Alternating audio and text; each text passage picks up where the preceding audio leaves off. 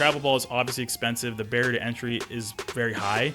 Do you have any idea how to ballpark what the all-in fees are? It's thousands of dollars. And these parents nowadays are traveling all the time. They're not just on one team all the times anymore. You're on multiple teams. For DSarm Elite, that's all about like the kids and also showing other kids who are watching like, yo, let's have, like, it's okay to have fun. Like, obviously, have fun. It goes by so fast. You gotta have fun. It goes by fast. Like, development's important, obviously. Like, be serious about it. But at the end of the day, like, you're going to want to stop playing unless you're having a good time. For us, we're about like just making a super fun weekend where we get you as much gear as possible. We make fun content. That's we like so just fun. elevate you guys as like stars and try to give you a weekend where you feel like a big leaguer. But at the same time, you got to balance like, you know, development and also getting the exposure and also not feeling like you have to perform or you just wasted a bunch of money. You're building character as well with these players, and it's not make or break if you have a good game or not. It's not make or break. We spent all this money, don't waste it. We did our applications for our 12U, our first applications. I think it was like 4,000 or something. Wow. 4,500. Yeah, it was a lot.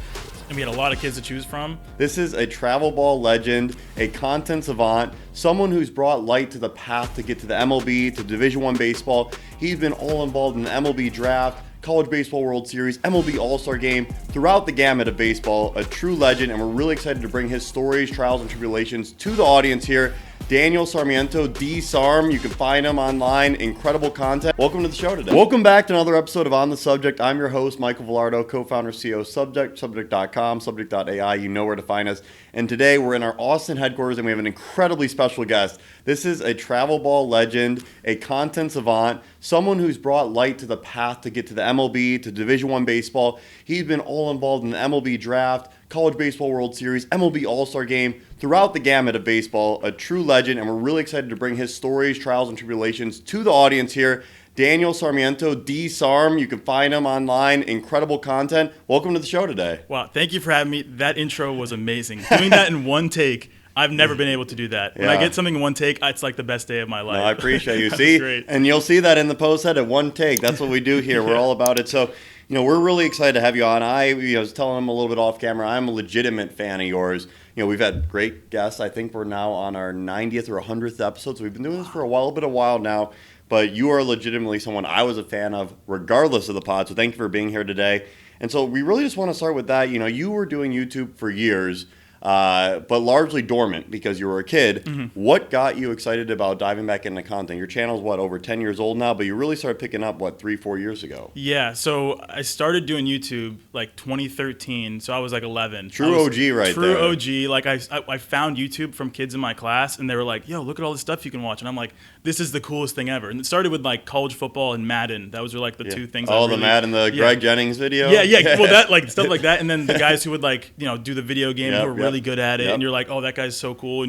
And I was like one of the first eras of watching someone else play video games. Yep. And parents are like, what? Why would you ever do that? Oh, yeah. Parents hated you being on the computer back then. Yeah. What are you doing? You're never going to make money off a computer. Yeah. It's okay. So I got a lot to say go about in, that. dive in. But yeah, anyway, so I started when I was 11, and it was like Madden Mobile or like videos of my cat. It was literally anything. Oh, I love cats. You're a cat guy too? I love cats. Oh, I'm all about cats. You have a cat right now? No, well, I travel so much, so not in Arizona, fair. But my family, we have a JoJo. Shout out JoJo. Shout out JoJo. Get a cat, everyone. Cats are the best animal. They are. Cats are underrated. I agree. I'm all about cats. I had 3 cats growing up. That was a legendary house, and now I have 1 cat.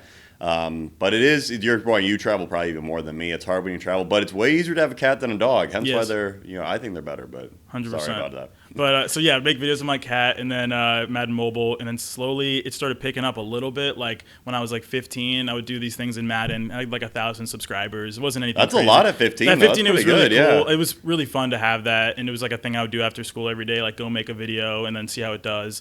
But eventually, I stopped doing videos because I was really focused on development in baseball. So I was like training really hard. I was a pitcher, and I was lefty pitcher, lefty right? pitcher, yeah. So every single day was at the gym and then throwing, and then that was pretty much my life. COVID hit, and I had nothing to do. And I remember right when COVID hit, I'm like, oh, I could like bring back my YouTube channel. And like, we had nothing going on, and I could start doing baseball content. Yeah. So that's what I did. I started making like training, like Road to 90 was like my first thing where I was trying to hit 90. So I'd show my lifting sessions, my throwing with my friends and all that. And then slowly but surely started picking up and started finding more formats that like worked better than just like me training, more like viral stuff. Like I started doing a podcast talking about viral things happening in baseball with my buddy at school at Bridgeton Academy. Shout out Joe Norris, OG. Monty. He's my roommate today, Yeah, but we I did love that. a podcast, and then I did vlogs. I remember the podcast. So wait, how Yeah. old were you in 2020? I was 17. 17. I was Wow, junior that's in high big. school. Okay, awesome. So you were still in high school and you leaned into it. And where were you going to school? You said shout out to school, but what state for the audience to understand where you grew up? So I did a post-grad year at a school in Maine called Bridgeton Academy. Cool. I grew up in New Hampshire. I went to Exeter High School, but Very COVID, cool. so I did the PG Great year. education. See, education matters. You learn a lot in great education. Yeah. Oh, dude, talk about Exeter. Yeah, like Beautiful school. every time I mention Exeter, people are like, "Oh, Phil's Exeter." Incredible school. Yeah. Was Zuckerberg Exeter or Andover? He was Exeter. He's Exeter. See, was Zuckerberg there. Let's go. Meta Yeah. founder. So you did a PG year. Talk about that. Like, especially the audience now. There's a new NCAA rule out. We all are aware of it. I actually want to get your take on it after we hear your own story as well. It's a 5-for-5 rule now. So now you could actually play 5 years in 5, and it's either a year after you turn 19 or a year after you start college. So taking a PG year now could save you a year of eligibility, which is really, really special. But how did you navigate it back then where you're like, hey, I want to give myself another year of development? Yeah, for me, I was so focused on going D1. I was like, I'm going D1. This is what I set my mind to. I'm going to go D1 no matter what. Yep. And the biggest thing was the post-grad year gave me one more year to like develop and hopefully go D1. That was like my whole mindset. And then that summer going into my PG year, I already committed to it. I was just like, you know what? Like, I actually don't care. I want to make content. I want to have fun and do videos. And then like whatever happens. It was kind of like a big turning point after I graduated high school. I was like, why do I care about this arbitrary thing so much? Like I want to do what I want to do, which was make content, play baseball, and have fun. So I really like got rid of that, monkey on my back of like having to go D1. And then went on to school with like a whole new mindset. I mean, it was a little tough at first. Cause I absolutely love it. Let's dive in on this for a Yeah. second. I want to take a pause. One, credit to you, and look at how successful this guy is. How old are you now? 23. 23. Oh my goodness. 23, absolutely killing it. Congratulations. That release of the monkey off your back of saying you don't need to go D1. Can we talk about how you came to that conclusion? Because we're actually big proponents of that. I'm not sure how much you've followed our content, but we talk about it all the time. We're very big education because we run an education company, but we're like, you going D1 impresses your high school friends for a minute, and then you're not going to be able to live off that joy the rest of your life. Like, oh, I went D1 when you're like 45 years old. Yeah. You have to win the game of life, not the game of going D1. Did your parents help guide you through it? Did friends? Did you read about something? Like, how did you get that self-reflection where like, hey, I don't really care about going D1. I just want to be doing what I love, which is content. I mean, the biggest thing, like I graduated high school and I was just like, or even like senior year of high school, I just was really like hating baseball. Like I had this just it becomes a chore sometimes. I had this hatred of baseball because I felt like it owed me something. I felt like I was like, I put in so much work, dedicated so much time. Why am I not better? Yeah. And I was like, this game sucks. It's the game's fault. I've done everything right. Like what have I, it's the game's fault. It's so and then frustrating. Once I graduated high school, I was like, nah, it's not the right way to think about it. Like I was having a big existential, like, where's my path gonna go? Yep. After high school, and I knew I was committed to this post grad year, and I was like, I got to bottom where I was like, I want to quit baseball. Then I called my coach, Coach Isaac at Bridgeton, who was gonna be my coach, and I was like, I kind of want to quit baseball, and he was like, nah, you don't want to do that. Like, let's just get you onto a couple travel teams this summer, like play a couple tournaments, whatever, go for a couple outings, and just like try not to think too hard about the future. Just go out and play baseball and go out and pitch. And I was like, all right, I'll try. And then I had that, like, summer was so fun. I threw harder than I had ever thrown. I was having like a great time because I let go of just like, I was like, whatever's going to happen is going to happen. Like I'd still be happy to go D1, but I actually shifted all my focus to just wanted to go any school in California, any school in SoCal. That's kind of like where I targeted. Because I just, LA, Hollywood. I just wanted content creation. I just wanted to get out of New Hampshire, get out of Maine, and go somewhere like brand new and somewhere that like I thought was, like it's like entertainment capital of the world. It is, and not sure if the audience can see. We got the UCLA flag behind us. I had a similar journey later in life, 26 when I moved out to SoCal. So way to go ahead of me. Great job. So yeah, talk about that. So like, what did you do to get out to SoCal? Like, did you continue to go to school? Did you stop going to school? Like, what was your personal journey like as a creator? Yeah, so October, it's a crazy story, but October of my post-grad year, I got I committed to a school called Azusa Pacific. Oh, in yeah, it's a California. great school. They have a great program. So it was D2. I think they're D3 now, but it was D2 at the time. They had some really good players go there. They have had MLB draft picks. Oh, yeah, they had some great dogs. program. Pac West, like they were. Yeah, they're studs. Really good talent level. So I didn't know anything about the school. I just got interest from them. Like I sent my video to 100 different schools, and they were interested. And they're like, "We got a spot for you." And I was like, "Boom, sign me up. I don't care what level it is, whatever." And I found out it's a very competitive team. Yeah. But I went out and visited, and I just absolutely fell in love with SoCal and just California in general. So that whole rest of my PG year, I was committed. I had no worries, and I was all about, hey, what content can hit? What can I do for content? How can I grow my channel? Going into the summer after my PG year, so heading into college, my channel started to pick up a little bit. And which channel is this, and how many channels are you posting on? So when I say channel, I'm talking YouTube. No, mostly. it's just curious because teaching the creator that. So YouTube's your number one, and you're crushing. You're at like 500,000 now. Were you fully focused on YouTube? Did you start Instagram and TikTok at this time? Do you do any Facebook, Snapchat, or Threads or Twitter? Like, what's your approach? At the time, I had Instagram for sure. I probably had that summer 5,000 or 6,000 followers. I think I hit 10,000. I think I hit 10,000 when I was at Bridgeton on Instagram through like clips and whatever. Clips really started helping, like shorts. TikTok, I'm at 250,000 now, but at the time it was probably my biggest one at the time. But YouTube was the one I cared the most about because I like long form video. Oh, it's the best. Shorts is cool, but long form was like, that's how you get, I consume a lot of long form content. I wanted to be like the long form creators that I enjoy. So that was my biggest thing. So when I talk channel, I'm like, YouTube's my number one. Everything else is kind of like extra stuff. But I hit probably like 8,000 or 9,000 subscribers on YouTube. That's summer. huge. It was great. It was like it's a hard channel to grow. YouTube's so hard to grow, especially this is before shorts were like a big thing. Yeah, also it's all long form. It was all long form. Yeah, so I started doing that, started picking up a little more, and then I kind of came to a crossroads where I was like, okay, there's two paths again. Like, should I go play college baseball and be like a college baseball YouTuber, that kind of stuff, which is cool. That's a cool lane. Or should I like go out to Cali, kind of build my own thing and start, because I saw the vision. I saw like there was so much stuff I could do that I wouldn't be able to do if I was still playing college baseball. And that's 4 years that I couldn't do the other things, which is like the facility tours, which we ended up doing, the interviews with players, the traveling all the time. That's where I wanted to be. So I made a PowerPoint presentation for my parents, and I was like, I love this. I'm going to move out to California, not going to play baseball, but I'll still go to school. And my parents were like, no, you're not. You're playing baseball. We invested so much time, so much money, whatever energy into you being a baseball player. How are you going to quit on it? And I was like, trust me. It's the vision. It's like, I'm going to do it. Such good confidence. Yeah. Believe in yourself. It's so important. I like had this just delusional belief that I was like, trust me. I can, like in baseball, you can outwork everybody and still get the short end of the stick. You can still get injured. You can still, whatever can happen. And you're done by like 30, 35. And you're done. Time, yeah, and it's like props to anyone who's grinding in baseball. It's such a grind. Whereas YouTube and content, I could put in more work than everybody else, and I would actually, I felt like I could see the results, and I could actually grow it. So it's a game I thought I could win. Versus baseball was a game where there was a lot of variables. YouTube and content was a game I wanted to play, and a game that I really thought that I could win at if I put in more time and more energy. So good. It was hard to explain that to my parents at the time. My mom they had to be. She was crying. It was a mess. But anyway, it worked out now. She's happy with what I do. Oh, you're crushing it. Well, we always say use baseball or use any sport, whatever sport you use it as a tool to a better life, and that's what you did.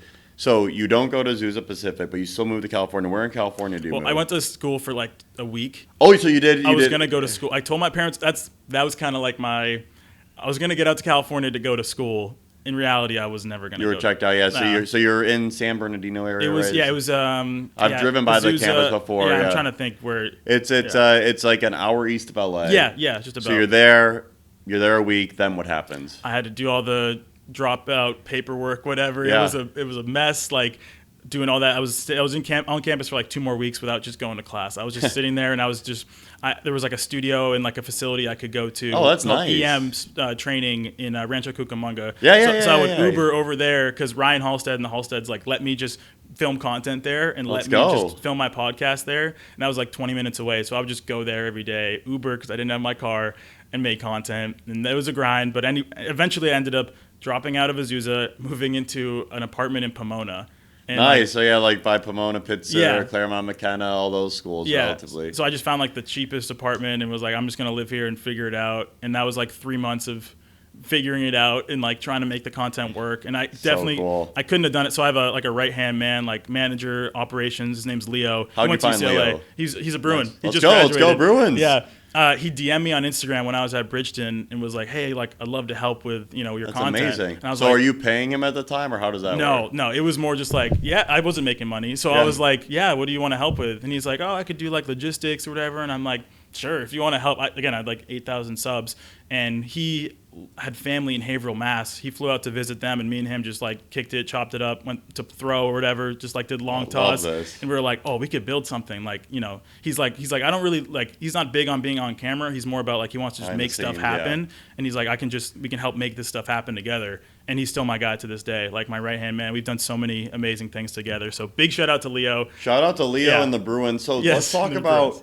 What were you like just filming all off an iPhone? Did you have any, like when you say make content, like talk about what does it take to be a content creator? Like what do you start with? Like, and what would you advise someone to do? I started with my phone. Like talking to my phone. Do you get like a tripod or like how are you doing it? I'm pretty sure it just started with me holding my phone. Nice. Yeah, okay, like literally just holding my phone, and then slowly but surely get a okay camera, get a bad camera, then get an okay camera, and then get a mic with a decent camera. And now like our setup is much better, but it took years to figure out what cameras to use and how to use them. And then I've had a lot of smart like friends who are videographers and can help me learn these things or help with my videos.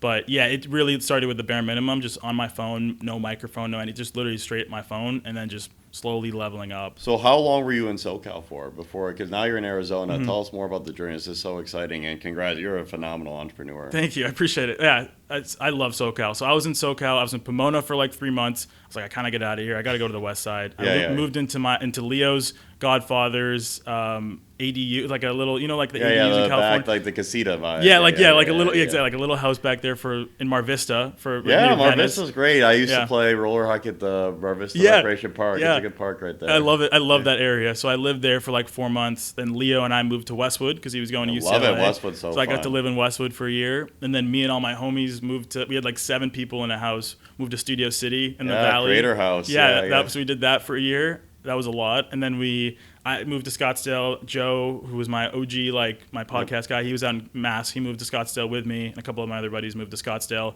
in like different apartments, not in one house. Having one house with 7 dudes who are 22 is ridiculous. That's tough. It was fun to figure out, but it was more like I wanted to move to Arizona just to see like baseball is so big. Yeah, there. would you say Scottsdale like the baseball capital of the U.S.? It is, especially on like, I'd say the MLB, like higher level baseball for sure. Like spring training, so many people live out there. A lot of creators live out there now too. They do, yeah. It's a great place, and like when you think about it too, it's less taxes than California. You still can get to California with an hour flight whenever you need. Half of MLB spring training is there. There's incredible Division I baseball there. Yeah, talk about what your decision was like to set up shop in Arizona, and like what's your goal for your like, do you have an LLC now, or like what's the business like, and what do you want to do with it over the next 10 years? Yeah, I mean, so the reason I moved to so my LLC is based in New Hampshire because I'm from New Hampshire. Yeah, smart. Good business. So it's based in New Hampshire. It's still at my like home address, like my family's respect. So I did that like 3 years ago. My mom was big on like, we got to make it legit. Yes, it's smart. Good advice. So she really helped me with that. Once I started making a little money, she was like, okay, we got to figure, and she really helped me out with that. So I've had that for about 3 years now, but yeah, it's still based in New Hampshire, but kind of like I have a studio that's in Arizona, or like I go and film stuff. I do my work there, so I don't just work from home every single day. So it's just like a small little studio space I can work out of.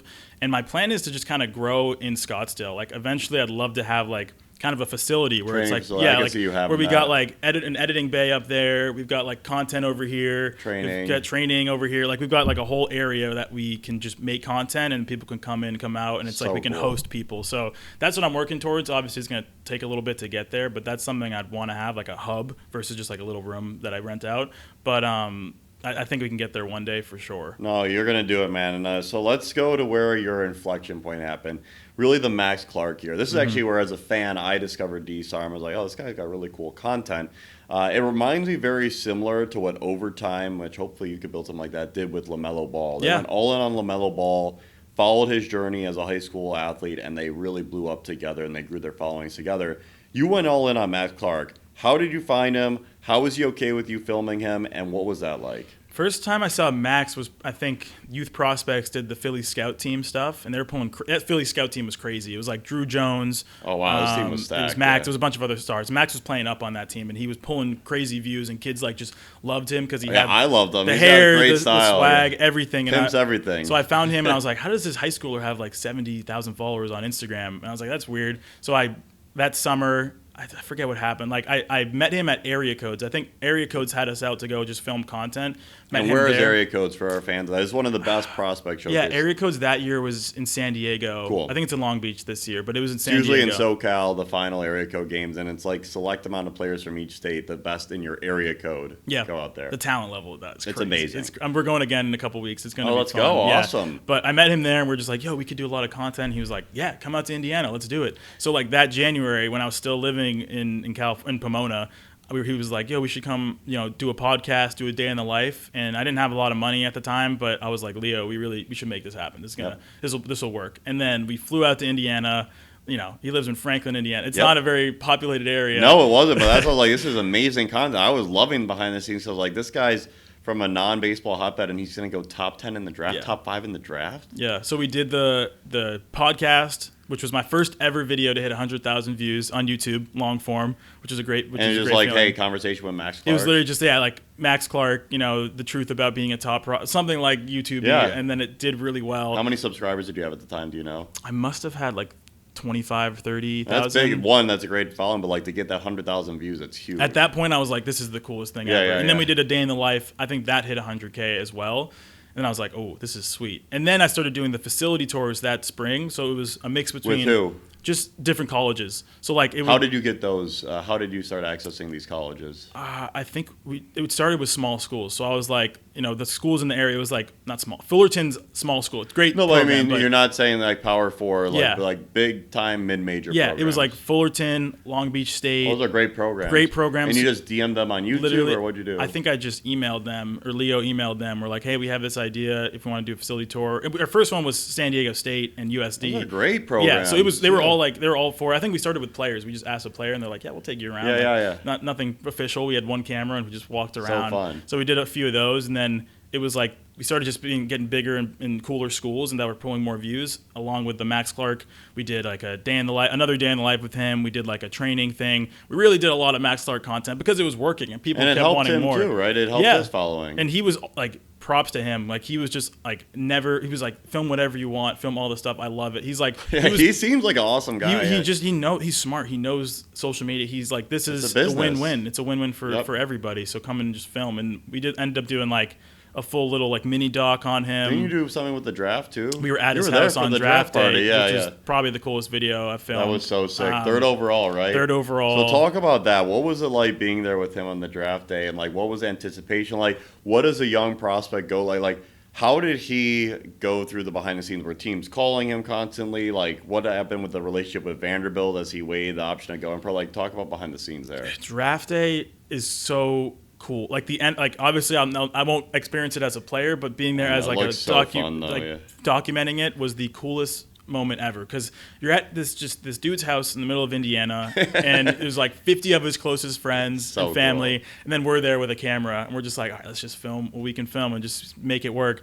And just the energy was amazing, and we get into this tiny little room again with like 50 people in there, and we weren't sure. He's like, we could either go, he could go 4 to the Rangers, he'd go 3 to the Tigers. We were like, he probably won't go 1 or 2, but he might. He could. You never know. You never know. His signability was better than the top pick that year, right? So he thought maybe he'd go number 1. And like I don't think he had any idea of where he would go. No one really knew. It was all speculation. So I'm sitting there, we're filming, we're waiting. We have all the hats laid out right there. Oh, so cool! I love that. It was so cool. And then eventually, I think Skeens went 1, Cruz went pick. 2, and then we're like, this could be it. And then you hear his name, and you're like, so he didn't get a cell call before. It was just the name. I forget, because I feel like it was a surprise to everybody, or maybe sick. He did like a subtle. Fun, yeah. He did like a subtle, like, I'm gonna walk out real quick.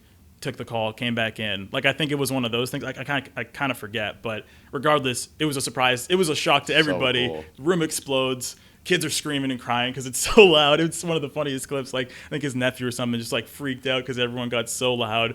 And it was just amazing day, amazing content. It was one of those, and they had like a parade in the town for him. Like really? It was like a whole like that's thing amazing. at like the center of the town or something. They had like 500 people and kids come out, and he went on stage and said, "Thank you, everybody. Appreciate it." It was like Such right after. a mature kid. It was so cool. Yeah, he's awesome, man. What surprised you the most about such a talented guy behind the scenes that the average fan wouldn't know about Max Clark? Max is like what I said earlier. Like he gets it. He gets social media. He gets content. Even to this day, he's posting multiple times a week to grow his brand and keep people engaged in what he's doing. Because you get into the minors and it's like, people might not pay attention to you anymore, but he's still posting content. And people are like, "Oh, he's still about it." And then once he debuts, it's going to be He's huge. going to be pretty close right now, right? I think probably soon. He seems like a great kid. You were also close with Dylan Cruz. How was that relationship, and were you able to connect with him during the draft process, or how did that work? No, for the draft, it was pretty much just Max, and we had a couple buddies like Charlie Soto was someone we filmed A Day in the Life with. He ended up going like 40-something to the Twins. That's awesome. So you're doing a lot of these Day in the Lives. Great. We were doing a lot of them at the time, and it was cool to see multiple people that we knew get drafted and follow their journeys. And they're still in minor league baseball to this day. And they're people we can go back and see old footage of, and then once they break through, go tap into that. And there's a dozen people we have content on of when they're like 18, 19, 20, 21. When they're like 25, and why 26. do they agree to this? I think they just love content. I think they just I get love it. content too. This is really cool to learn. So they're just chill, just like, hey, as long as you fly out to me, like I'll do whatever you say. Pretty much. Like we just pitch it to them like, hey, we're going to make YouTube. And I think about if I was in their shoes, I'd be like, yeah. It's great visibility for them, and it is fun. Exactly. So they just are super down with it. And to this day, like people just are like, yeah, or sometimes people reach out to us and they're like. Yeah, I bet now you're probably getting a lot of inbound. When did you notice the inbound versus outbound change? Like what growth in your following, you're like, oh wow, people are reaching out to me for opportunity. I mean, like, look, we reached out to you for an opportunity because we think you're amazing. Do you notice a big change when you get 100,000 followers, 500,000 followers? Where was the big inflection? It was slow and steady, honestly. Like I get a lot of inbound now from a lot of people because of the formats we've built, but like we're still out there pitching a lot of the times too. If we got ideas, we want to make things happen. So it's still a mix between both. I'm not just banking on inbound or banking on outbound. It's a good mix of both now to this point. But like when it comes to players, it's usually we're reaching out to them to do stuff, or like we have a great relationship with MLB, so they can help us. So how did you build the relationship with College World Series and MLB? What was that like? Those College World Series, I think that was a brand thing we got to do with Wilson a couple years ago. You were Coach Ferber too? And I saw Ferbs there this year. Yeah. Oh, he's a great guy. He's awesome. Had him on the pod. Ferbs, I saw him on the pod. He's a character. We think he's amazing. Huge fan of him. Ferbs is awesome. But yeah, so MLB just kind of came naturally. I think we had stuff started picking up a little bit, and we ended up doing the combine video through MLB draft, like the people who work with the draft, and they were like, "Hey, you want to come film some content at the combine?" Yeah, I'm like, yes, and that's how we started building our relationship with MLB. Was we filmed at the combine, and it's slow and steady. Like we kind of are in the system now, and we can do stuff with them even to this day, like World Series, all that stuff. So we have a great relationship with them. We love them so much, and they're really digging into like content as well now too, and getting people out there, getting opportunities for content creators to lift baseball up, lift MLB up, and we're just like all for 100%. It's the power of content. It's so important, and those of you in businesses and such that aren't leaning in the content, they're falling behind. And growing your following is a huge, huge medium to be able to help a lot of people.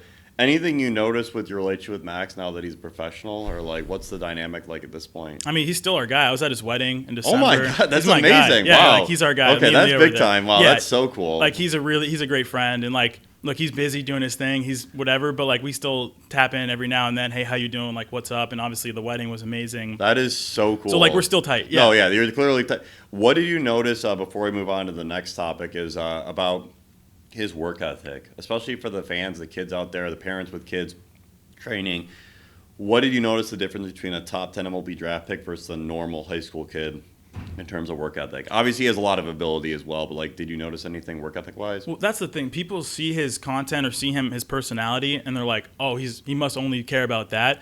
This dude is the hardest worker you're gonna meet. Like this dude was in the gym every single day, was throwing every single day. Like he's actually he's got a cannon for an arm too. For an arm. He's hitting every day. Like he's cage rat. Actually about he's a cage rat. He's actually about his work, and he's very deliberate about his work too. He's not just going out there and winging it. He's like taking notes from people who know more than him, and he's open to criticism and stuff like from people, his coaches and everything like that. He's willing to make changes, and he's willing to outwork people as well. So that's the thing where like people might have this assumption of him because of him being on social media or whatever, his personality, but he also backs it up with the work, like 100%. You got to do that. A lot of these guys, like clearly he's a naturally talented person. But then when you mix that talent with that extreme work ethic and that willingness to make changes and learn from people who know more than you, you're going to get a top 10 pick, a guy who's going to be a big unbelievable leaguer. Third overall pick, absolute legend, and honestly, legendary move by you to do the day in the life system. Really, really genius. So let's go to the creator side of baseball. We've been talking about in and out for a while, but would love to hear. You've been in MLB clubhouses, college programs, 12U dugouts, all in the same month. Who has the best culture? Oh, for college? No, between we'll go into that too. Between MLB, college, youth, baseball. And just in general. Sorry. Like, what do you think of the differences in culture? Which one do you enjoy being around the most? I love college baseball. I love the culture of Why? college baseball because it's like you still have that like youth baseball energy. You still got those metal bats. You still got the kids dripped out. Like they want to be cool. They want to hit tanks. Also with that like future big leaguer. These are guys who are throwing 100. Like it's like a great mix between because it's not minor league baseball yet. It's like minor league baseball can be scary. It's like nerve wracking. You're reliant. People aren't really rooting for each other. Right. You're it's kind of selfish. You got to you focus have on to. yourself. You got to do it. Yeah, you got to make the money. There's a goal. Like once you're in the bigs, you can focus on like and you're settled in. You could be like, I want to win, whatever. But when you're in the minors, it's scary. And like if you get hurt, you don't know what your career is going to look like. That'd be brutal. Versus college, you're out there like obviously you want to get drafted high, but like you want to win, man. You want to win for your school. Win. You're having fun, going out together. Boys. Yeah. So like college baseball's so fun, especially down south, like Mississippi State and all that. Yeah. What are some of your favorite programs you love to shout out? Oregon was probably my favorite. Oregon, UNC. Oh, you know who Coach was? I don't remember who it was. The Coach Wazakowski at Oregon. I don't remember if he was he there when he might be new now. He was at Purdue before that. We did it in 2023, so I forget. Yeah, he's the Mark Wazakowski. So he would be there when you were there. You might have met him. I think we definitely did. We definitely met him. The problem then we were still going through players, so like we would just do our tour and like get in and get out. Oregon's a sick program. Yeah. So Big Ten. Let's go Big Ten. I know. Shout out to Big Ten. Oregon's amazing. UNC's amazing.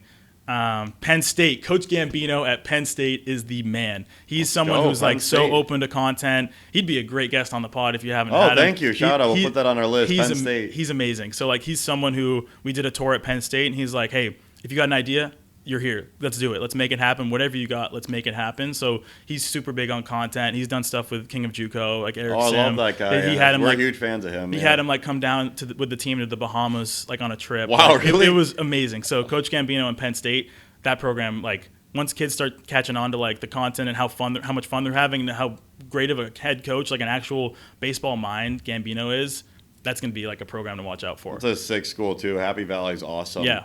What's the video you're proudest of that nobody watched? Oh, that's funny.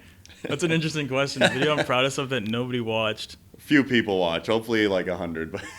Man, that's really interesting. I'm trying to think. I'd have to look at my channel. I mean, the first one that comes to mind is the most recent one where I got to announce an MLB draft pick. And it didn't do great numbers-wise, but it was just like... Which pick did you announce? 43 for the Twins. It was Carson Tinney, Texas. Let's go. Texas UT, hitter. Let's go. Great place. So Hook 'em. He was great. Like, that was a cool moment because it was like a culmination of like everything leading to this like moment, getting to do this stuff with so MLB. Fun. I mean, look, you're literally announcing picks on the draft. It was crazy. And like that video didn't do crazy numbers-wise because it's kind of like... Why do you think that is? Like, what makes a good video?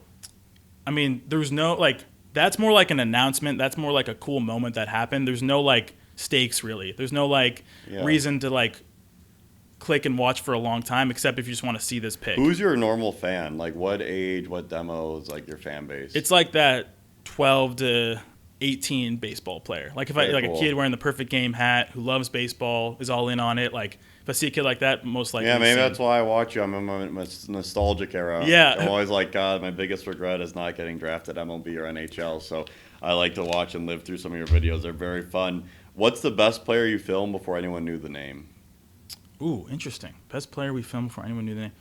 I got a buddy. His name's Jason Bickford. No, most people probably won't know his name yet. I don't know him. He will be a stud. He's a stud now. He will be someone people know because he was in my first ever YouTube video. Went to my high school with me. He was this crafty lefty throwing like 73 to 75. And we would just play long toss. One of my friends from back home. He kept working. He kept grinding. He just got signed in the Atlantic League. Let's go. What team? Revolution. New Jersey? York. York. Oh, I love Revolution. York, Pennsylvania. I played there at a couple tournaments when I was at Penn. Atlantic League. Commonly considered the number one independent league. Don't hate us, American Association. No, exactly. So he's this guy who like just played D3 ball, kept working, kept grinding. He gained like 6 miles an hour in the offseason. He's a lefty who throws like down here. Nice. And Yeah, he's submariner style. He's like up to like 94 now. Wow. Just got signed to Indie Ball Atlantic League. Absolutely carving, and he's still 22. He's someone who he's young. Yeah, he can make it still. I genuinely think he can make it, and he's someone that like, all right, you guys might not know it now, but clip this in like 4 years when he debuts. Flip it. I actually genuinely think like he has a real shot because he's one of those guys who just like and see, he didn't going. go D1. You don't have to go D1 to accomplish your dreams, whether it's on the field or off the field. You need to be able to pursue your truth. So I love that. What's something that most people misunderstand about what your job actually is? Like about being a full-time creator? What's the most common misconception? Like, it's funny. A lot of it people would think is just filming.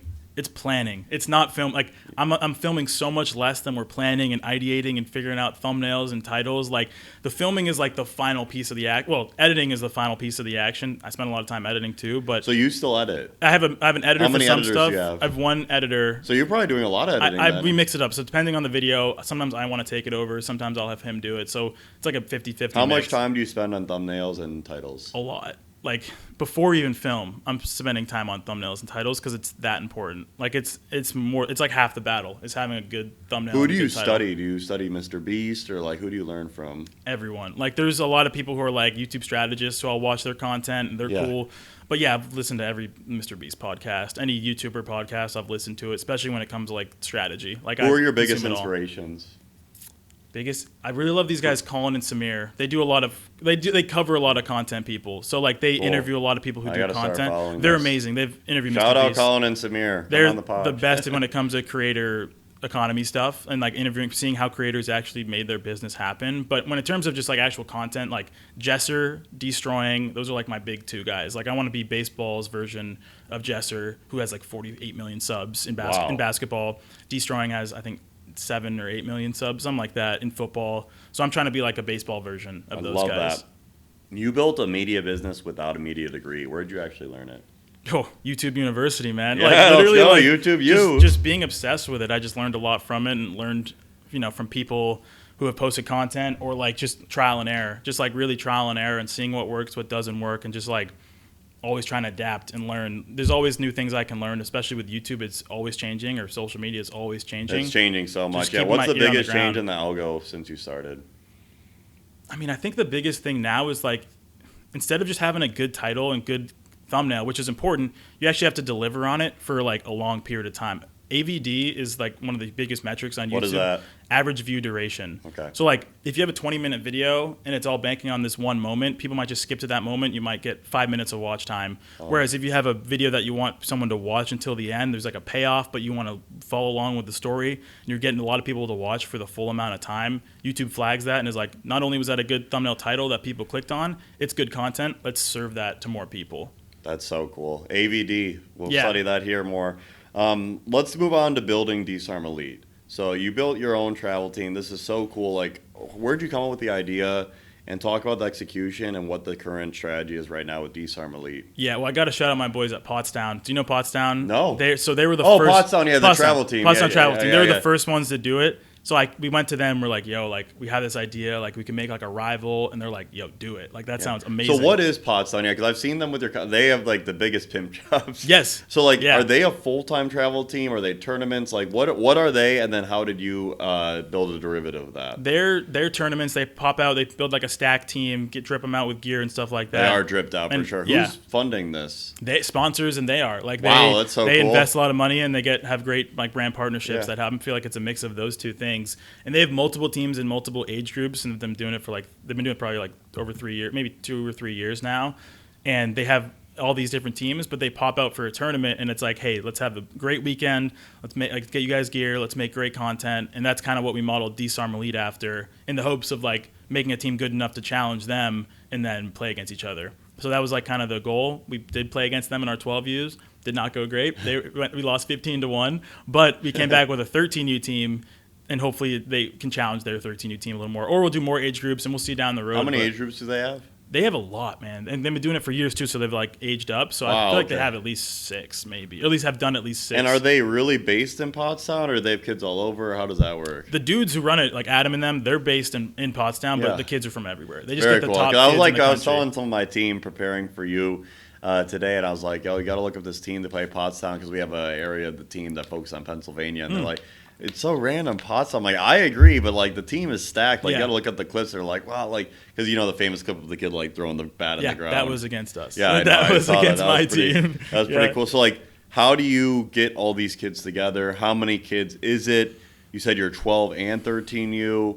How do you build a relationship with the parents? Like, talk about what all that goes behind the scenes of a travel baseball organization. I mean, yeah. The thing is, like, I wouldn't even say it's like an organization because, like, these kids have their teams that they play on where they're focused on development. They're getting out there, getting their reps in all the time throughout the summer and the spring and winter, too.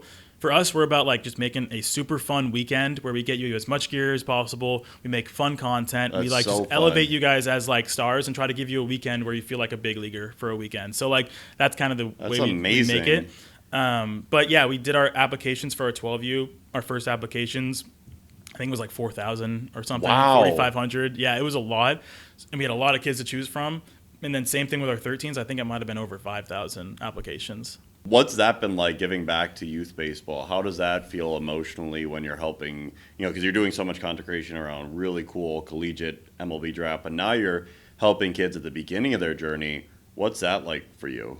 Yeah, it's just so rewarding, especially like I did this video where I went back to like my childhood Little League and like gave them a bunch of gear and stuff. Oh my God, that's up amazing. in Exeter, and I sponsored the Little League. I have like that's a banner so in the cool. outfield. That That's the most amazing. rewarding thing ever because that's like my home. Like where like the president of that league is my high school American Studies teacher. So like it's crazy. So I went back there last year and did a video where I gave them gear. Like if you hit a home run, you win a bat, like that kind of stuff. That, yeah. That video did amazing, and that was just like so rewarding. And then I did it again this year. Just as rewarding, and I like sponsored them to go to help them sponsor to go to Cooperstown. Yes, like, Cooperstown Dreams Park. I love giving back to my hometown people, but like for DSarm Elite, that's all about like the kids and also showing other kids who are watching like, yo, let's have like it's okay to have fun. Like obviously, have fun. It goes by so fast. You gotta have fun. It goes by fast. Like development's important, obviously. Like be serious about it, but at the end of the day, like you're going to want to stop playing unless you're having a good time playing it. Agreed. So, like, have fun, have your moments, and, like, obviously be a good sport about it, be a good character on the field. But, like, it's okay to, like, pimp a bat, get a bat. Oh, yeah, you should. Wear cool gear. You only get to do it for a little bit. I mean, I think about it all the time. Like, the youth baseball memories are so fun. And, yeah, like, having fun with your friends the best time ever. And you don't get to do a lot of that stuff once you're past a certain age, which I don't like or agree with. But, when you're a kid, enjoy being a kid. You got to live every age out to the fullest. Totally. No, totally. Like, that's the thing where, like, I look back on my memories playing baseball. It was the most fun when I was 12 and 13. It started when I was 14, 15, 16. It started being, like, serious, more of a job, more of, like, I need to play D1, like we talked about earlier. Like, it became more serious and stressful. It was still fun, but it was a lot more stressful. Age 12, age 13 was, like, yo, this is just so fun. I'm with my boys. You're so we're excited having for a the good game. Time. Yeah. You don't have a game, it's a bad exactly. day. You're like, I want the game so bad. Yeah, you're so excited for it. You're looking up like who's on the other team. Like it's just so fun when you're that age. So I just want to elevate that. What's your vision for DSarm Elite? Like, what would your dream be in 10 years for the teams? I honestly don't know. Like it's a and that's fun, okay. That's okay. It's a fun like other branch of what I do because I have like DSarm. I do like challenges. We do viral YouTube videos, that kind of stuff. But having like another thing that people can latch on to. It's like, oh, you have the travel team too, giving people another point of contact of like what I do and what my brand is about. I just want to grow that as well. Yeah, it's a genius idea from a marketing standpoint, and it's incredible from an impact standpoint. What's your proudest moment so far outside of going back to the Exeter field around the travel program? Ooh, that's definitely probably up there for proudest. I mean, other than that, man, I just love like making my parents proud. Like it's just fun when like I do something and it's like my parents are like I got to during All-Star Week I got to hit in this like MLB Home Run Derby X thing. I saw that. I got to be in that and like they could watch that on TV. Yeah. And they were like, "What? You're on TV?" Like my family was texting me, like people who like don't watch my content really because it's my family, but they tap into that because they're like, "What? You're on like TV?" Yeah, Linear still has some pull. I got to do the voiceover for a show on Peacock called Road to the Show. It's like a show that follows 6 prospects. MLB helped produce it. Oh, I want to watch it. Right? It's Rock Chwalski's on, Rock's right? on it. Justin LeBron, like a bunch of these guys. When does that come out? Did it come out It's yet? out. So okay, I'm gonna go watch that. It's amazing, and I do the voiceover, which was so cool because that's another thing on like that's on Peacock. It's like a real huge, streaming thing, so my parents can like. If you go and search it up on the TV, it says like my name in the credits. Like it's just a cool thing where like it looks legit, cool. you know? Yeah. That's super legit. Okay, Road to the Show. Everyone on the listeners will watch that. That's my list to watch. I really wanted to watch that. So let's go through the state of youth baseball. You know, you run a travel ball program. Sometimes travel ball takes the heat. Can you help explain why travel ball has so many great opportunities, and so maybe shout out some travel programs you're impressed by?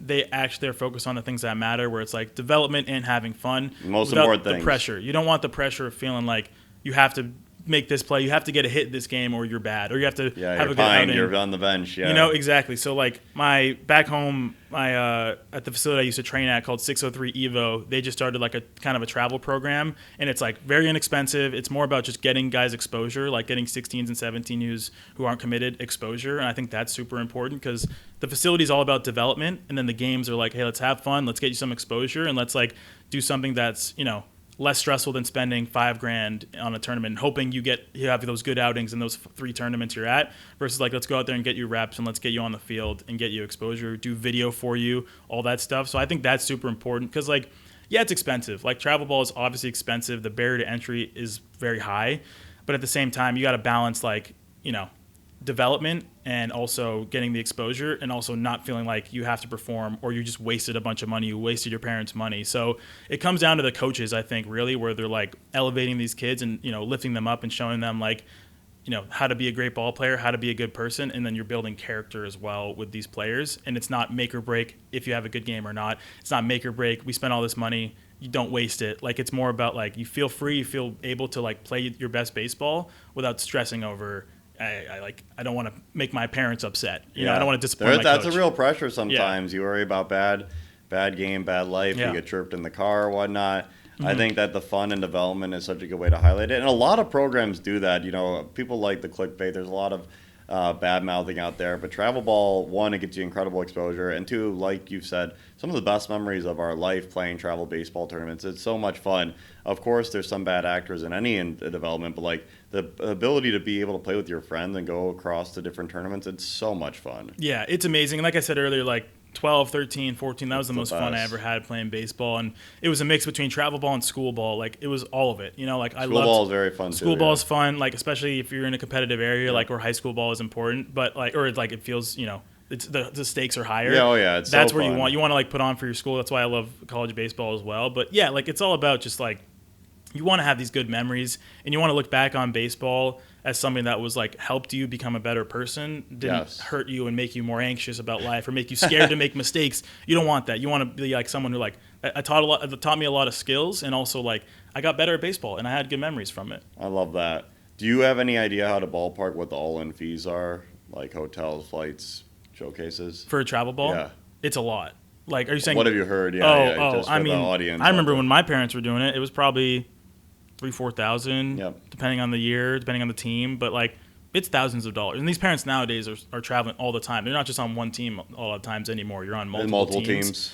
It's a lot of money. So it's like one of those things where you want to be able to like, yeah, obviously there's kids and parents who are willing to spend that money, but you also want to give equal opportunity or somewhat of an opportunity to the kids who can't spend that money, but still want to work hard, still want to play college baseball. So you have to have a mix between both, I think. Obviously, the problem is a cool opportunity for a DSarm lead and subject. I definitely agree. For real, like that could be something I was always really passionate about, and I know my wife has talked about it too. Like, you know, if we continue to do well, is like something where you could be able to really help kids who don't get the opportunity, and you know, what a great opportunity to be able to elevate them, and you know, maybe one of them gets a scholarship that changes I would their love life. that. Yeah, because it's fun to highlight the kids who are nasty, and it's better for that is content. fun too. But like, you want to also use that as like maybe the in of people who know DSarm Elite, and then have the other side where it's like not philanthropic, but it's like you're giving kids an opportunity. Oh yeah, but it's seriously. I mean, and I always talk about that. Like, you know, life's not fair, and that's how life goes. But you know, when you're 40 or 50 years old, you know, you hopefully, even if you had a tough start, it is what it is. Whereas kids,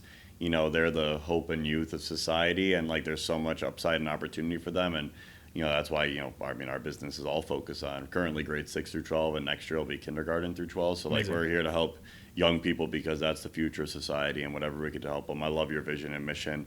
You know, when you talk about a kid going through the 12, 13U process, what have you been able to help advise them on not like ruining their arm, playing multiple sports? Like, what would you tell a 12 or 13-year-old to do? Yeah, I'd say play multiple sports is definitely one. I'd say, you know, it's on the coaches, but you shouldn't be throwing that many pitches in an outing. Like for our I DSarm agree. elite stuff, these kids are at the end of the summer, they've done their year. We're like, you're not throwing more than 40, 50 pitches. Oh, that's good. Like, That's you're really not, control. Yeah, I remember kids throwing over 100 pitches. yeah, like sometimes. especially at that age, you shouldn't do it. I get like Ridiculous. these games are important, you want to win, but Oh it's yeah, like, they're in the semifinal of a Sunday championship Yeah. tournament. They're like, you gotta win. Let's go. I get it, but it's like, and like when I was 12, I'd probably be the same way. I'd be like, let me pitch the whole game, but depending on how they're feeling, I'm not a great coach in that aspect, but like I do think you got to limit these pitch counts, especially over the span of a summer. Maybe like one game, whatever, you could get up to 85, 100 pitches, but you shouldn't be doing that every single outing, especially when you're young. You should be focused on your growth plate in your arm exactly. is still developing. Focus on developing. You should be focused on playing multiple sports and being athletic in different areas,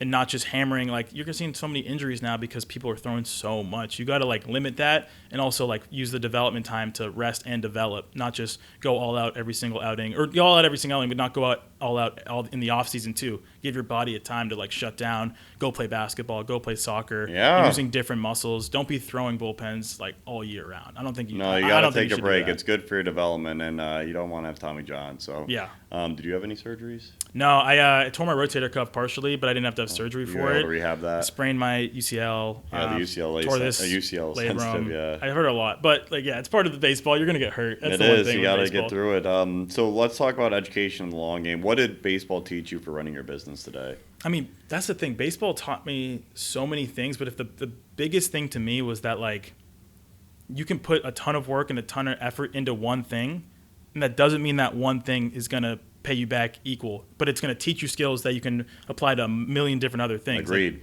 baseball taught me, like, if I work super, super hard, it may not mean I'm a great baseball player. I mean, I'll get better, but I might not be. But it's also going to make me better at life, better at business, better at family and relationships, because you put so much work and time into something, and you realize the full the scope of what discipline can teach you, and what being engaged in something to a high level can teach you. And I've applied that so much with my business, like, working so hard on something and seeing that like, yeah, hard work does pay off for sure. And it just might not pay off in the exact way you think, but it's going to be a good thing. You just don't ever want to stay stagnant. And baseball taught me like, hey, you're always working hard. The game's not easy. The game is super, super hard. But if you push through it and you have discipline and you work as hard as you can, you're going to see results in some way or another.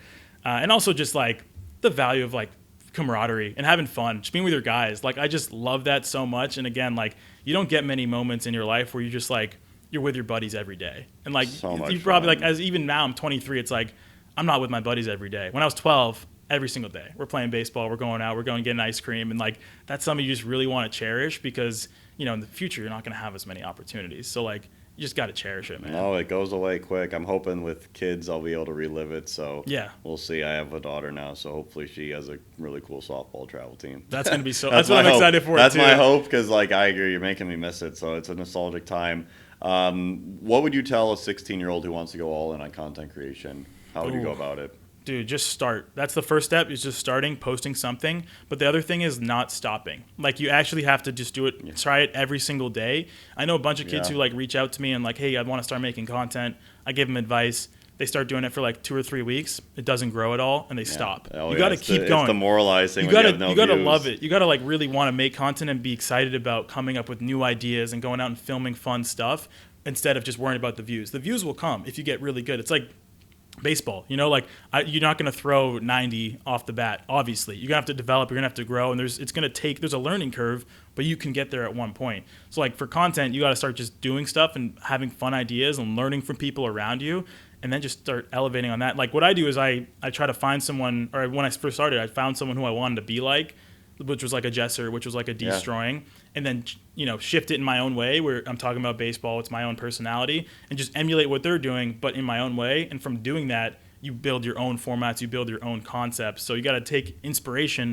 from other people and then change it like 3 degrees or whatever. I think it's like there's some formula out there where it's like you do 3 degree different, and then it becomes its own thing like down the road. Yeah, the derivatives. It's all about the derivatives. There you can learn some calculus into your real life. Math. Math. No, I remember when we first started. We first started in February 2024, and we got a little bit of hate, and also some of our investors didn't understand it, and it's like, do you think we're going to be amazing from day one? Right, exactly. And now we're like 2.5 years in, and it's kind of we're not on your level yet, but for like our sleepy education industry, we're like pretty innovative, and it's like, yeah, you're gonna suck for a long time, and you got to embrace the suck. You have to, and like, yeah, that's the thing. People want the result. They don't. They really want it immediate. It's like, yeah, day one. Yeah, you think you're gonna be good at doing anything day one? You're gonna suck for a long time.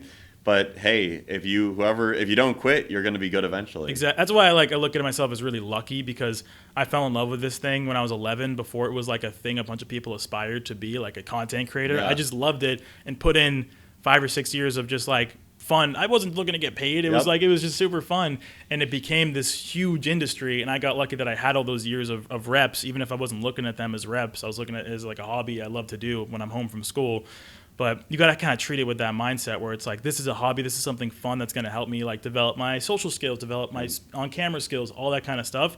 And you're going to get good results from that if you just stick with it for probably longer than you think you have to before you get results. It's going to take longer than people think. Like the whole thing where people overestimate what they can do in a year, but underestimate what they can do in 5 years. That's the approach to content you kind of have to have. So I love it. I think it's amazing. What's one high school class that you'd recommend for athletes? High school class, for athletes, or for any baseball player or content creator. What's a high school class you'd take over again? There's one I like where it's like sports psychology, where it's like psychology of like making sure you're like in the moment, like all these skills you build that, like, you see a lot of guys who are like the best player on their team in high school, and then they go to college and they're not as good, and it's like it's more mental than it is physical. It's so hard when you're not the best player if you anymore, can build those skills at a young age of like, hey, like sports, I mean, I'm not super great at it, but like I'm not super proficient in psychology, but like if you just build some skills like mental toughness, or like not even mental toughness, but just like mental health, and learning that like there's gonna be ups and downs in any career, especially in sports. You're gonna get hurt, you're gonna fall down, whatever, but you build these kind of like skills like, okay, what happens if I do get hurt, or if I'm feeling anxious, what do I do, or if I'm feeling stressed, what is something I can do to not just feed into the stress, but go against it and try to overcome it. So I'd say that. Another one is like financial literacy. Like that's one where it's like I never had a class like that in high school, and I wish I did, because I'm still learning things that Take the subject one, financial literacy. I should, because like I'm still learning things to this day about taxes, about spending money, about all those things that I'm just like learning from doing, versus I wish I kind of like could have learned in theory and then seen the theory play out in real life. So I had some sort of thing to pull from and be like, oh, if this happens in whatever, I do this. So I wish I had that in high school. I didn't, but that's something I've just learned. And I think if you're like 16 or 17, those are two things that like would be very helpful to take. I love that. Okay, we're going to do some this or that's now. Baseball version, then business version, then Coach Dan version. Okay, here we go. We got a full gamut here. So baseball, travel ball or high school ball? High school ball, like just in terms of just fun. Memories, I think remember. I high school ball is so fun. Wood bat or metal? Metal bat. Metal, so I like it. Fun. Shout out. Velo or command? That's a tough one, because I was a command over velo guy, but if I had my way, I would have chosen velo over command. Yeah. So both is ideal. Velo will get you looks. Command will let you stay. Yeah, I like that. Two-way player or pick a lane? Two-way player. That's pretty sweet. If you're a two-way guy. Shohei style. Yeah. Showcase or tournament? Tournament. Yeah. Showcases are tough. I mean, depending on where you're at. There's some good ones, but I'd say tournament. You want to play ball. Play up an age group or dominate your own? Play up. Dude, play with people who are better than you. That's something I wish I could have. New England's tough. There's like not as much talent as there is down south. When we went down south, I feel like I learned so much learning from seeing these kids who are actually like, it humbles you, but also makes you go, oh, I could get to that point too if I work hard. Yeah, I love it. Sign the D1 offer or take the money out of high school? It depends how much. What's your theory on that? Let's go. I like it. Flip it on me. I'm curious. I think there's a number. I just had a cool post that actually went, again, not on your level, but pretty sizable following on this guy who's committed to Yale, and he ended up signing for $2.8 million, which is pretty close, I would say. His slot money was 1.5, and I said, I know a lot of people are hating on me for it, but I would still take the Yale. I mean, it really depends where you're going. If you're going to LSU, Arizona, etc., which are great schools, I think you could get in on your own without baseball, so I would probably take a lower amount. Yale, Harvard, etc. Again, I'm very education focused. Yeah. You can't get in, so like we know the Yale guys well. Like those kids that last year they had this happen too. It's credit to how good they are at recruiting, where they had a kid who signed as well. I think he was like third rounder or something. Those kids are rescinded from Yale then, and so they'd have to apply again on their own. They're never going to get into Yale on their own, so they better make it, Because at the end of the day, and not being a money snob here, just being really realistic, if you get a $2 million offer, that's $1 million after taxes, probably $800K after agent fees. You most likely cannot live off $800K the rest of your life. Now, I know people say, oh, what if you live here? Again, most likely. Anyone can take anything out of context. That being said, and that's why, so one, you can see I'm pushing for the D1 push. Also, you can make so much money in D1 baseball now. Yeah, that's the thing now. Nowadays, with the it's a lot NIL, different. I saw a bunch of kids on LSU are making over $500,000. Yeah. I don't know if that's right. What's the most NIL you've heard of? I haven't heard any numbers. I've heard rumors, Yeah. but I wouldn't be surprised. I mean, football's obviously Yeah, more. football's basketball's about more, but I saw a couple kids in football this year making $6 million. I was like, wow, that's way more fun than being a rookie quarterback. I mean, I think if you're getting a full ride and you're either going to an elite academic school or getting even $200K plus a year, go play college and get drafted top few rounds after 3 years, because a lot of these guys too are getting to MLB within 18 months of getting drafted. So that's my personal take. Obviously, it's funny, when I was in high school, I'd be like, I'm taking the money out of high school, but as an adult, I'd say take D1 if you can, just because the D1 programs are so sick too. Yeah. And it especially if you go to school, I saw one you were talking about S tier. It was Michigan, Yeah, UCLA. yeah. If you're with an alumni, Oh, also Michigan education. and UCLA. Look at Rock Chowalski. Rock Chowalski is a great example. He got drafted out of high school, and he just made $10.5 million. Yeah, and he probably made a good amount of money at UCLA. Yeah, he made too. money at UCLA, living Brand the deals, dream. partnerships now. Brand deals, loving the life in LA. I mean, that kid's killing it. I'm really happy. It's awesome that you got to meet him. That guy's a stud. Hopefully he does well in Chicago. I'm rooting for him. I think he's going to be great. Yeah, he's a stud. Okay, best coach in the league or best facility in the league? Coach. Coach, I think the power of having a great coach and someone who believes in you, that's really important. I had that at Bridgeton Academy with Coach Isaac, and he's coach is the most amazing. important thing. Find someone positive, inspiring. Loud dugout or quiet dugout? Loud. That's an easy one. We'll make That's it not loud. even a hard question. Yeah. Best player on the team or best teammate on the team? Player. Yeah, Be the best that's player and the a best total teammate, suck up but- question. Yeah, no, we're best player every time. Dodgers or the team that drafts you? The team that That drafts was me. a very pro LA question. Oh, Max Clark or Dylan Cruz? Oh, yeah, Max. I know Max a lot. Yeah, I mean, you're in his more. wedding or Yeah. at the wedding. You got to go. Okay, let's go into business. YouTube or TikTok? YouTube, 100%, all day, Yeah. every day. Views or revenue? Revenue. I mean, with views comes revenue. Depends on your niche and stuff like that. But I would say if you want to build a business, revenue. Yeah. Yeah, is you have some of these creators. I don't know if you even know what this is, but people like Tinks. Do you know Tinks? No, I don't think so. No, okay. She's very opposite creation. I think she's super talented. I love following her content.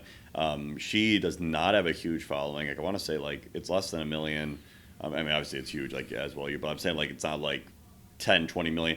But her monetization is crazy high Right. because her engagement per follower is super high. Yeah, and what's her niche? What kind of content is she making? It's millennial Gen Z female advice content. Okay, so there's probably a lot of sponsors who are Yeah, they want that audience. because I remember they had the Forbes top creators or something, and she had the least followers on there, but was in the top 15 earners or something the Yeah. year that she made it. I was like, that's so interesting to me because she had at the time I want to say 300,000 or 400,000 followers, and she made over 10 million. The value of the follower is way Yeah, more than the it's value so of the cool. view. Post daily or post good? Good any day of the week. Daily is important when you're first starting out. Like I was saying You earlier, gotta learn. consistency. That's what you need to do. You got to build that muscle. But once you have kind of a following and you know what your content is, you got to make great content, not just spam. I'd say. Brand deal or your own product? I'd love to build my own product. It depends on your size. I'd say take the brand deal when you're at a certain age, when you're a certain number and certain follower count, and so you're making a certain amount of money. But down the road, if you can get equity or you can have your own product, that's what's going to pay dividends even more so down the road. But there's a certain payoff because you don't want to. You could either take a $10,000 deal now, or you could get a percent of whatever in this company. But the company might just fail, and you might need that money to keep the ship going. So it depends on how big you are, I'd say. But building a product long term, that's by far what you want to do. Big following or small paying audience? Big following or small paying? I would say the audience, because then that's if you loyal have a fan strong, base, loyal yeah. core fan base, you can grow from that. But it's a business. You want to build a solid business. Go viral once or grow slow forever. Grow slow forever, for sure. That's like something like Marquez Brownlee always talks about. He's like, I'm lucky. He's a legend. He's like, I'm lucky I never had a viral video when I first started because I got to slowly build that audience and like build what my content was about instead of like having a viral format and then you're like, oh, I need to do that format for the rest of forever versus like growing and learning and having these different pockets you pick from. Read the comments or not? Yeah, I'd say read the comment. I mean, if a video goes crazy viral and it's something that like was controversial, you might not want to read those comments. But if it's something where it's like it's your audience and the people who know your content are commenting, it's good to take criticism or praise from them too. I read a lot of the comments on the videos that go viral. I sometimes will read the comments, but on the ones that don't do that great, I'll definitely read them because I know that's like my core audience. I want to hear what they're saying. That's fair. Film the star or film the underdog? Depends what you want. Do you want to invest in someone who could be a beast and like honestly underdog? I'd say like the story of an underdog is way more interesting, but the star is cool because it'll pull views. Depends what you want long term. What's one long documentary or 30 short clips? I'd say one long documentary for sure. Yeah, like shorts are cool, but then if you look at it, like if someone watched an hour of your content on a documentary versus 30-second clips. I don't know what the math would be on that, but you want someone to be like feel like, hey, they sat with you, they understand your content versus like scroll, forget. Want to get it there, yeah. Okay, this is the coach Dan. Okay. So win the tournament or develop the kid? Oh, that's a tough one because for DSarm Elite, we want to win the tournament. We're not focused on development because we're there for 1 weekend. It's and you're very upfront about it. It's like fun. We're trying to, again, like I said, make these kids feel like a big leaguer for a weekend. But so cool. Like I said, long term, you want to. If I was actually having a program, I would not care about winning anything. I want to develop these kids and like have checkpoints we have along the way where it's like, are you actually getting better? You want to have metrics where it's like you're keeping tabs on the development, making sure everyone's on the right track. Tell the parent the truth or keep the peace. Probably the truth. Yeah. I haven't had to deal with too much of that because the parents are all having a good time. Yeah, you're right there for 1 weekend. I like your approach. It's better. You can keep it all very positive. Yeah. $5,000 travel team or $500 in hitting lessons? Honestly, depends on the coach. But if it was a great coach, I'd say the hitting lessons. Yeah, those could be really helpful if you learn one or two things from a great hitting lesson. You could take those the rest of your career. Fly across the country for exposure or play in your own backyard? Dude, nowadays you can get exposure any way possible. Like, it depends on what level you're at, but I would say if you're throwing 95 on a bullpen in your backyard, you could just do no reason to fly to Georgia or whatever. Yeah. You can get there eventually, but get that exposure. Private coach or team coach? It depends. You don't want to just be like a money grab coach, but if there's like a really good coach that you believe in, I would say the coach, the private coach. Private coach, yeah, because individual time. Because individual time is important. It's the best, yeah. Highlight reel or in-person look? I mean, I feel like the highlight reel is what gets someone to maybe know you, but the in-person is the make or break, so I'd probably go in-person, yeah. Get ranked or get better? Get better. Then you'll get ranked. Yeah, well said. It'll come. Deep bench, everybody plays, or best 9 on the field? Probably the best 9 for if I was doing DSarm. Yeah, meritocracy is good. I think it teaches the most lessons. Yeah, because then you realize, I'm not playing much. And then you ask your coach, like, what do I need to get better at? Then you actually hopefully get constructive criticism. Fair, I like that. So now we're going to do some ranking and tiers. So first we're going to do where our family's youth baseball dollar goes the farthest. So we got coaching versus facility time versus travel exposure versus gear versus private lessons. What's the top thing? Coaching / private lessons. Like, I think having a facility you can go to doesn't really matter how great a facility is. If you have a great coach who's like believes in you, it's all about coaching. Get that right coach, especially as a pitcher. I mean, hitting too. Like, obviously, hitting's different because you really got to get live reps to get better. But you obviously want to develop pitching. Though I'm from a pitcher's background, you got to have a great pitching coach who makes you a strength and throwing program that you can follow. So when you get to that point when you're on the field, you're like, I can carve. I'm good. Like, I know what my stuff is versus just like going out and playing all the time and just not actually getting better. You got to develop. Completely agree. That's awesome. Coaching is everything. Coaches are the hero of society. Coaches and teachers. Tier list the exposure circuit. So like, say S, A, B, whatever you want to go with. Perfect game, PBR, local showcases, high school season, or college camps. Perfect game, like a tournament. I'd probably say like B tier. B tier, PBR. Same thing, probably. Depending. So PBR, perfect game, B tier, local showcases. I like local as an A tier because you can still get video, you can still if it's not expensive. I'm saying like a cheap showcase, Yep. like you're just going there, getting your metrics. If you don't have anywhere else to get your metrics, that'd probably be an A tier if it's super cheap and you can just get some numbers to know where you're at. What about high school? I'd say high school's got to be S tier. S tier. In terms of fun and just It's like the most fun ever. It's just amazing. Easily for me, my number one. Yeah. Sports experience was high school hockey and baseball. Easily number one. College camps. Where do you put that on the list? Low. I'd probably say it depends. Like if a coach personally actually invites you out and says, "Hey, we really want to see you. Come to our camp." That's one thing. If you're just like, "Oh, like I'm gonna pay $800 and we're gonna drive down to Vanderbilt or whatever," like I mean, that could be a fun weekend with your family, but you're not gonna get a scholarship from Vanderbilt unless you're unless you're like the best player in your state or whatever. So no, you're not good. That's not gonna happen. So where would you put it? I'd say D tier. Okay, we got a D tier. Not F because it could still be a fun weekend. It could be fun, you never know, but okay, we're going to do some more of these S tiers. So now we're going to do what actually gets you recruited. Talent. It's got to be S tier, honestly, because you got to be talented. You got to be talented. I got to hear the other ones, but I'd say that's up there right now. Size. I'd say B. Yeah, baseball you could be small. You could be small. Video. Good video could be A tier. If you're really, really good video could like actually get someone to notice you, then the S would be seeing you in person. What about a coach who knows other people, like like a coach who's well connected? That could help. I'd say that could be a B tier, but you got to be good too. You got to be good. So and then what about your grades? Ooh, my take would be like, if you're really, really, really good, it doesn't really matter. No, but, I mean, it's the way it goes in life. You're a bigger producer, you could get. So where would you put it? Let me go B, just because at the same time, not everyone is really, really, really good. Sometimes you're just good. Yeah, sometimes you're just good, and it could push you to that next level, or it could hold you back. I'd say A. Actually, I'd probably go A on that, because I do think it's really important, and coaches, because if a kid's really is solid but has horrible grades, a coach is going to be like, all right, we don't want to deal with that. But if you're solid, or even like you're okay, but you have amazing grades, you have a coach who's shouting you out and telling you like, hey, this kid's really good, that could help as well. Yeah, no, I agree. It's more of a disqualifier than anything. If you have okay grades, you probably can go to most places. If you have bad grades, you might not be able to. Yeah. So it's a disqualifier. So tier list the states for youth baseball. Let's go through this. States? Yeah, states. Oh, okay. California. I don't want to make anyone mad. I'd say can I only do one per state, one tier, like what state?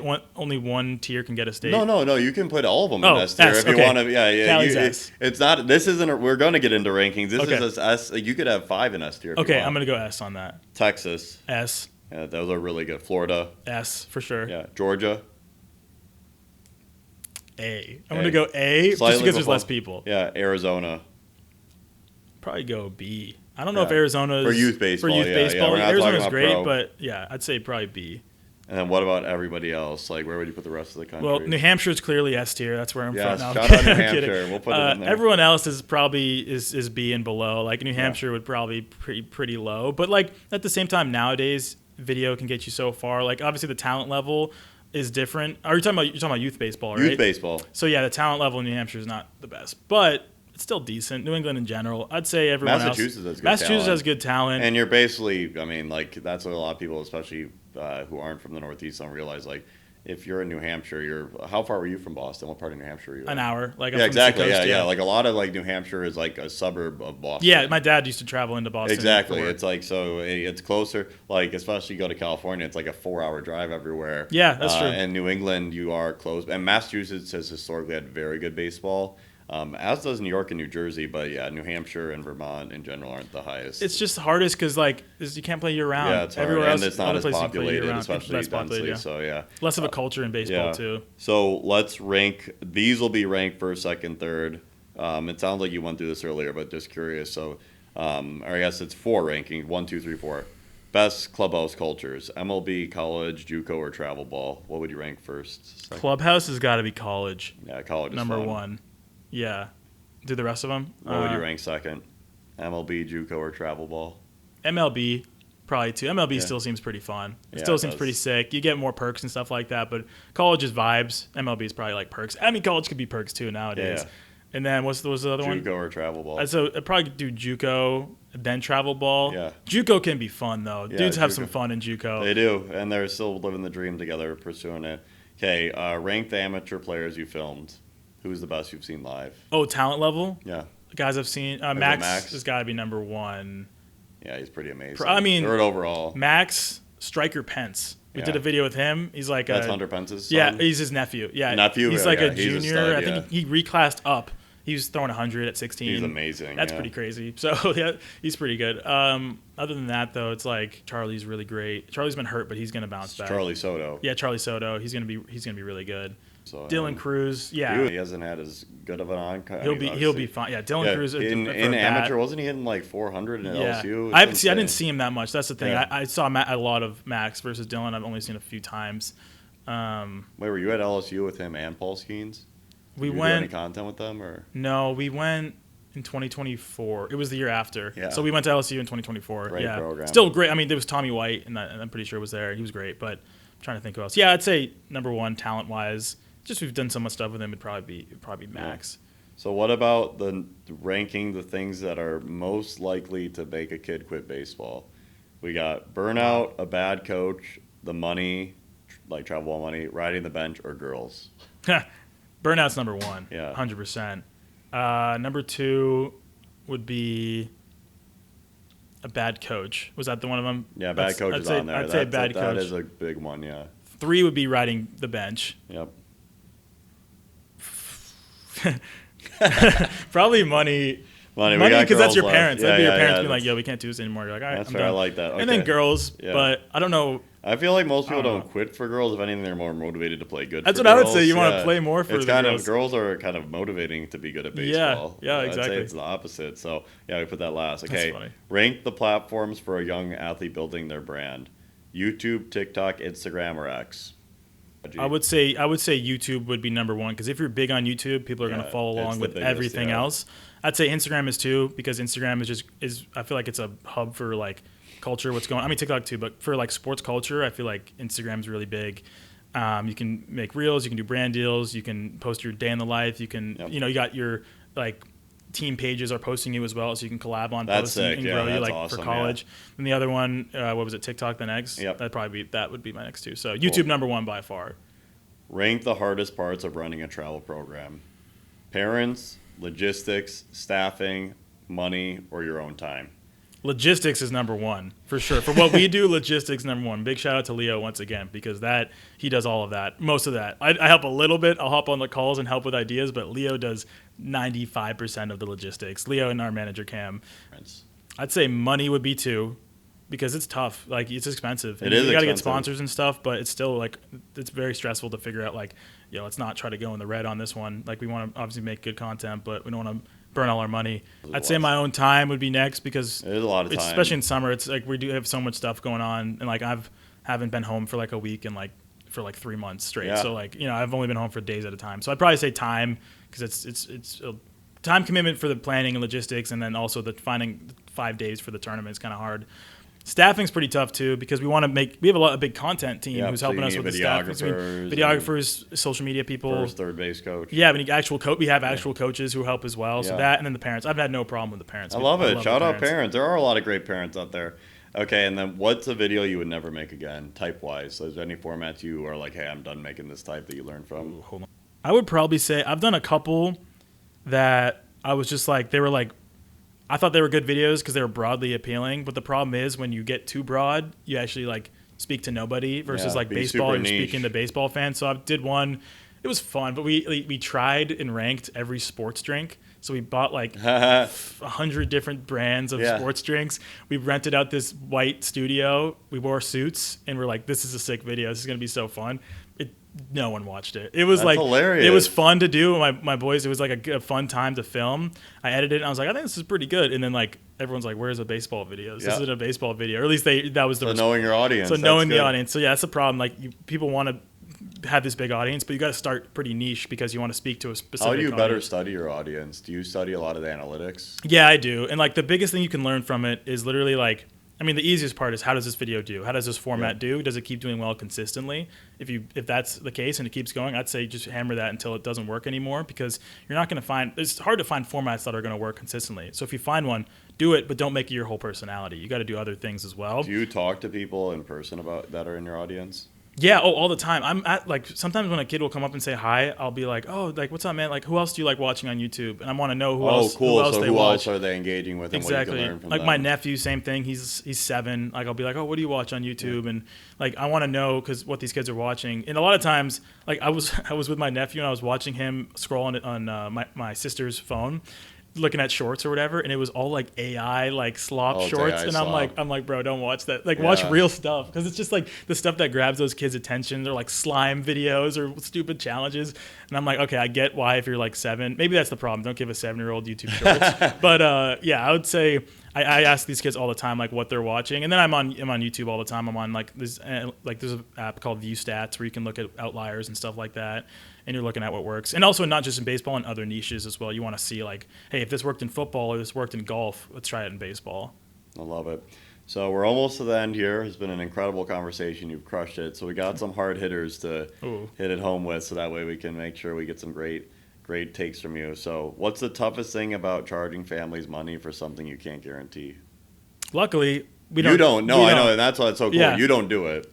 But what's the hardest thing about charging? Like with these travel ball programs, yeah. what do you think how they go about it? I think a big part of it is like, for me at least, I would feel bad about like charging someone a ton of money and then just like, their kid doesn't play or something like that. And like, that's the problem with a lot of these travel ball organizations we were talking about earlier.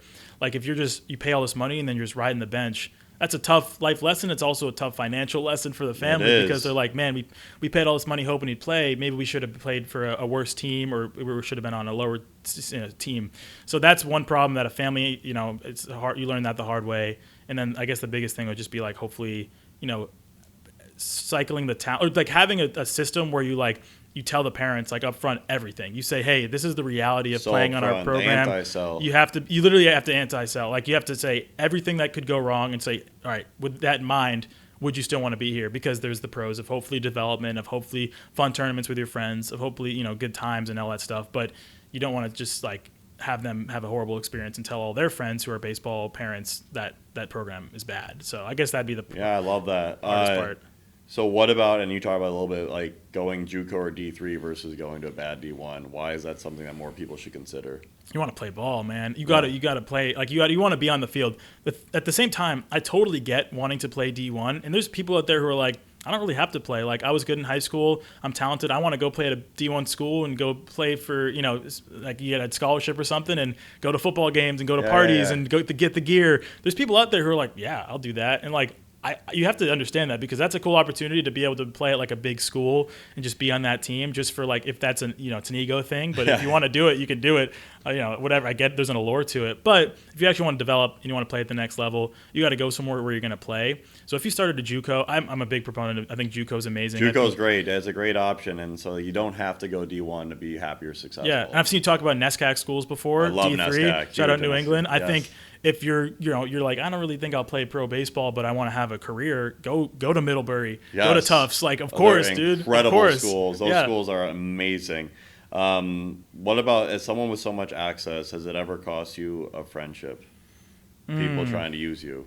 No, not really, because like, good, you're so positive. I love the positivity. The thing with me is, it's like at the end of the day, I make content. I do YouTube. Like I'm not like a celebrity. I'm not like I guess when you're a famous person, I'm sure people like try to take advantage of you. But for me, like I literally just make fun baseball videos, and like my friends want to be a part of them, they can be a part of them, and if not, whatever. But I'm still in touch with all my friends like from high school, whatever, and we're all doing our own thing, and it's just fun. Like, because it's kind of like they have their jobs and I have my job, and my job just happens to be like making YouTube videos, and there's it's like finance or whatever it's doing. So that's a great I'm job. all positive vibes. What about a kid with 100,000 plus followers versus a kid who is better? Who gets recruited more often? Yo, I did this question like 5 years ago with Joe one time for our podcast. It was a debate. I forget. I'd say, wait, so what was it again? Can you ask like if a kid has 100,000 followers on social media versus a kid who is probably better than said kid but has zero following, who gets recruited more often? The kid who's better gets recruited more often, for sure. But at the same time, the kid with 100,000 followers, you can go to a small school or whatever, you can get brand deals. You can make some money with NIL and all that stuff. So awesome. I'm so happy for these kids. It's valuable to have a legitimate, like, engaged following. But if you're a coach, you're focused on winning games, you're focused on keeping your job, go get the kid who's better. Why is Twitter so important for baseball? I was on Twitter like crazy when I was getting recruited. Why is that where the coaches recruit? I don't know. I think it's just like I don't really know. I think it's just the easiest way to cycle through people, and it's like people just Instagram can get clouded with like your personal life or whatever. Right. Like on Twitter, it's pretty much kids are making Twitter accounts just so they have like a video and their stats and their bio and their grades or whatever, and it's like a recruiting profile instead of going on like a website where you're paying money to have a recruiting profile. You have your Twitter, and all the coaches are on Twitter, and it's kind of something people just have naturally agreed upon. Like, this is the free way to get recruited and get, exposure versus paying for something that's really expensive. What would you tell someone to do if they were your son, brother, or friend in terms of social media for getting recruited? I'd say get good quality video, get actual metrics. Like, you actually have to have velo in the video on screen. It's kind of like you're trying to hook someone in. It's kind of like have an engaging hook on social media. I'd say just have a smart hook where it's like, you show the velo, you show your pitching, you show your mechanics, and you get the whole pitch mix. You show in-game footage. You just give them as much good quality stuff as possible from great camera angles. Like, I'd probably start with, if you're a pitcher, like a bullpen angle, really up close. Oh, he throws 93. I see it on video. Now let's see how he does in games. And you have your stats and everything like that. Hitting, same thing. I don't know how important exit velo is. I'm not really sure. I wasn't on the. I'm sure it's important for coaches, like hitting coaches. But I'd say you'd want more in-game footage. And you would just post all on Twitter or what other channels? I'd say Twitter would be the main thing. But also, like, if you're sending out emails, I'd say make a YouTube page and like send a YouTube link. Yeah, send them the YouTube link. I think that looks a little more legit than Twitter. But yeah, I don't really know. I think so. Twitter and YouTube. If you're a young athlete out there, if you could build up a YouTube or Twitter video library that's solid, consistent, and shows progress over time, that would be really valuable to building trust. It's fun to look back on too. Like, for me, I'm done playing, but like I look back at my Twitter, I'm like, oh, that's what I was up to in 2020. That's what my velo was at. It's like or your diary. It's like a little diary. So I'd say those two. But the most important thing is just making sure you're actually recruitable. Make sure your grades are good and you're a good player. 10 years from now, is DSarm a media company or a baseball organization? You can only choose one. Media company for sure. I love baseball. I love content even more than baseball. I love it. You're really passionate about it. Yeah. What's the most predatory thing you've seen in youth baseball? Well, we talked about it, like the money. Charging these parents $10,000 for their son not to play and not telling them that's a possibility. You have to, like, if there's any possibility, that's pretty twisted, if someone's giving you their money and there's a possibility that their kid, hey, you might not play. You might travel down to Georgia and you might not play. Might even get an inning. Might not even get an inning. You got to tell the parents of that, because a lot of these, and I get it, like, these parents have these like grand, sometimes delusions or whatever. They're like, I think our kid's better than he actually is. But it's on double-edged sword. It's like you got to be honest as the coach, honest as an organization, and the parents kind of got to be honest too. Where it's like, I'm not a parent, so it's hard. But if you have a kid and you're not, like, you think. You got to know how good he is actually versus the other kids around him. You don't just want to hope like you think he's good because he's your kid, and then it turns out like, oh, he's not playing, but I think he should be playing. That just causes a mess, and then there's money involved, and then it's just a whole mess for everybody. So you got to be honest on both sides, really. But it's on the organization. If you're taking the money, you got to be honest. You got to be honest. So we're gonna get two last questions. One, what's one thing you tell your 12-year-old self? Be more consistent on YouTube. That's the thing. I did my channel for a while, like 11, 12, 13, 14. Then I stopped from like 15 to 16. I wish I kept going. I wish I kept doing content. More at bats, because then I picked it back up. I had like 1,000 subs when I stopped at like 15. Picked it back up when COVID hit at 17. Those are 3 years I could have been building that muscle and still making content and like get ahead of it and be even, hopefully bigger than I would have been now. Like, that's one thing. I'm not upset at where I'm at. I'm super proud and I feel like I got really lucky too. But if I could go back, I would say start earlier and post more and be more consistent. Don't take that break. But I didn't know. I was focused on baseball. No, you're learning. That's beautiful. And then what's one thing you tell a 12-year-old's parents? Man, if they, I don't know, 12-year-olds' parents who are baseball parents? Like, hey, baseball or any sport, but baseball, travel ball parents, like, what would you tell them? The 12-year-old son or daughter? It's a game. It's a game, dude. It is a game. Like, especially at 12. You're not getting offers at 12. You're not getting recruited at 12. You could be the best player on your team at 12, 13, 14. Then other kids get taller and get bigger and get stronger. So it's like you don't want to like have that thing where you're telling your kid like, oh, you're going D1 no matter what, whatever. I mean, it's cool to give them confidence, say, hey, you're great, you're awesome, but you also have to instill that like, you know, there's people who could catch up to you, and it's about like make sure you're having as much fun as possible, because you never know. It's like this game could end whenever, so you want to make sure you're focusing on having fun, and also just like like development. Like you don't want to like be super focused on we have to win this game. This 12U game is everything. It's like it's like it's a game, man. Have fun. So where can the fans find you? What's your tag on YouTube, Insta? How can they continue to support DSarm? Yeah, so it's DSarm on YouTube, DSarm, same on Instagram, DSarm, and TikTok as well. I got it on all three. So yeah, biggest thing is YouTube. If you guys want to subscribe, I got a lot of fun content. That's where all the long form content is. But for shorts and to keep updated on what we're up to, Instagram and TikTok are good for that as well. But hey, thank you so much for having me. Yeah, thank you. This was such a blast. Hey, this guy's a legend. I learned so much. I went to YouTube U today. This is what it's all about here, to continue to be able to support great conversations about becoming the best version of yourself, using sports as a tool to better life. Please follow DSarm and his incredible content, and please click like and subscribe below. We're really trying to build up our YouTube as well. YouTube, Instagram, TikTok, you know where to find us, and you can bring more great episodes with incredible content creators, athletes, coaches, and providers that could help inspire you to become the best version of yourself. Thank you for your time today. Thank you. Appreciate it, man. That was awesome.